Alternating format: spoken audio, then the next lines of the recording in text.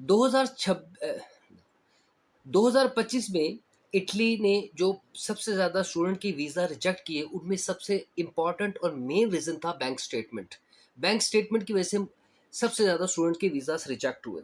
अभी 2026 के आगाज़ ही में अ, मई के महीने में इटली गवर्नमेंट ने, इटली यूनिवर्सिटीज़ ने एक बैंक स्टेटमेंट में तब्दीली की है, जिसके मुताबिक अब ताज़ा तरीन जो बैंक स्टेटमेंट जमा करवाई जाएगी, उसकी जो अमाउंट होगी वो तकरीबन 1179 यूरो होगी, जो कि पीकेआर में बनती हैं 32 लाख रुपए, और जिसकी मुद्दत तकरीबन 3 से 6 माह के दरमियान होगी। ये वो बैंक स्टेटमेंट है, जो कोई स्टूडेंट इस बैंक स्टेटमेंट को दिखाएगा उसका वीज़ा अप्रूव होगा, अदरवाइज़ नहीं अप्रूव होगा।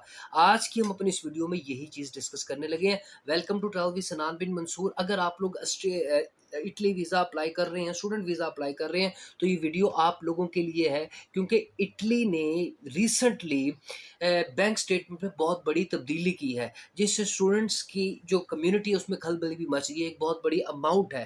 पहले जो वीज़ा जो बैंक स्टेटमेंट थी, उसकी जो रिक्वायरमेंट थी वो 6000 से लेकर 7000 यूरो थी। वीज़ा अप्रूव भी होते थे, रिजेक्ट भी होते थे। लेकिन अब क्या किया गया है कि वीज़ा की जो रिक्वायरमेंट है, बैंक स्टेटमेंट की जो रिक्वायरमेंट है, वो 6 से हज़ार से बढ़ाकर वो 5000 कर दी गई, सॉरी 10,000 यूरो कर दी गई है।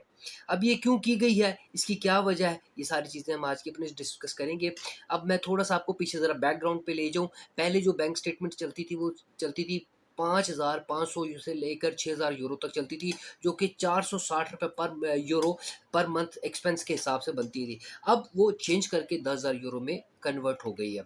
ठीक है? अब ये सब करने की रीज़न ये थी कि लास्ट ईयर 2025 में वीज़ा बैंक स्टेटमेंट की वजह से रिजेक्ट हुए। अब स्टूडेंट को मज़ीद सेफ एज पे लाने के लिए इस बैंक स्टेटमेंट में तब्दीली की गई।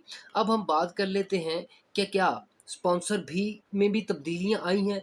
जी, बिल्कुल तब्दीलियाँ आई हैं। वालिदैन यानी आप अपने पेरेंट्स का स्पॉन्सर आपके पेरेंट्स कर सकते हैं, एफ़िडेविट लगा के, रिलेशनशिप प्रूफ़ करके, इनकम प्रूफ़ करके आप उनको स्पॉन्सर कर सकते हैं। इसके अलावा क्या बहन स्पॉन्सर कर सकती है? इसके अलावा क्या मामू स्पॉन्सर कर सकते हैं? बिल्कुल नहीं कर सकते। इमीडिएट ब्लड स्पॉन्सर कर सकता है इटली के बैंक स्टेटमेंट के लिए, ठीक है? अब आगे चलते हैं। 2025 में जो कॉमन रीज़न थी जिसकी वजह से वीज़ास रिजेक्ट हुए, उन वो रीज़न्स क्या थे? सबसे पहला रीज़न था लो बैलेंस। देखिए, एक मख़सूस अमाउंट, एक मख़सूस मुद्दत के लिए बताई गई कि इस टाइम पीरियड में आपके पास इतनी अमाउंट होनी चाहिए, और वो अमाउंट थी 6 से 7000 यूरो। वो कम थी, रिजेक्शन आ गई। ठीक है? दूसरे नंबर पे फेक मैनिपुलेटेड स्टेटमेंट, ऐसी स्टेटमेंट जो फेक बनाई गई है। अब फेक कैसे बनती है, ये सब आप लोग अच्छी तरह कैसे जानते हैं। इटली एम्बेसी में जो बेसिक चीज़ चेक की जाती है, वो ये चेक की जाती है कि ये बंदा, ये जिसने स्पॉन्सर किया है, इसके पेरेंट्स ने या खुद ये स्पॉन्सर्ड है अपनी स्टडीज़ का, ये कितना बैंक यूज़र है, ये ट्रांजैक्शन कितनी करता है। ठीक है? तो फेक स्टेटमेंट, नतीजा रिजेक्शन। तीसरे नंबर पे जो रीज़न थी, सडन लार्ज ट्रांज़ैक्शन। अच्छा, ये बात मैं बार-बार सारे स्टूडेंट्स को कहता हूँ कि एकदम जो बहुत बड़ी अमाउंट आप ट्रांसफ़र करवा लेते हैं बैंक में अपने अकाउंट में, वो एक बहुत बड़ा डाउट पैदा कर देती है एम्बेसी ऑफ़िसर के सामने कि ये इतनी बड़ी अमाउंट कहाँ से अचानक आ गई, और फिर उनका शक जाता है कि डेफ़िनिटली इसने वीज़ा हासिल करने के लिए किया। नतीजा क्या निकलता है? रिजेक्शन हो जाती है। तो आपने इस अमाउंट से बचना है।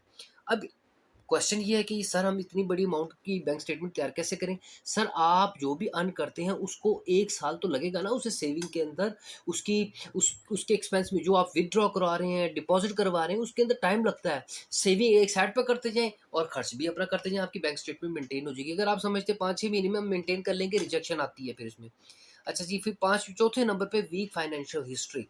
5वें नंबर पे स्पॉन्सर वीक। ठीक है? जो आपको स्पॉन्सर कर रहा है उसकी इनकम मैच नहीं करती, लो प्रूफ होता है, जिसकी वजह से वो रिजेक्शन में चला जाता है। उसके बाद incomplete document, for example bank statement में बैंक लेटर का ना होना, उसकी स्टैम्प का ना लगे होना, ठीक है? सिग्नेचर का ना होना, आउटडेटेड स्टेटमेंट, ये रीज़न बनती है।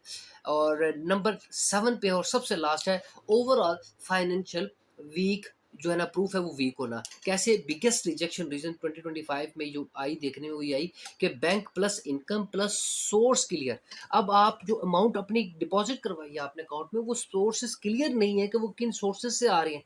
जब आपकी एक अमाउंट क्लियर नहीं है, सोर्सेज़ क्लियर नहीं है, रिजेक्शन आती है। सो दीज़ आर द 7 रीज़न्स जिसकी वजह से बैंक स्टेटमेंट की वजह से इटली में 2025 में स्टूडेंट का जो सबसे ज़्यादा वीज़ा रिजेक्ट किया। ये 7 रीज़न्स थी। इसके अलावा जो न्यू अपडेट्स मैंने बताई है, अब आपने जो बैंक स्टेटमेंट बनानी है, वो न्यू रिक्वायरमेंट के मुताबिक बतानी है। अगर आप इटली का वीज़ा अप्लाई कर रहे हैं, कितनी बनानी है?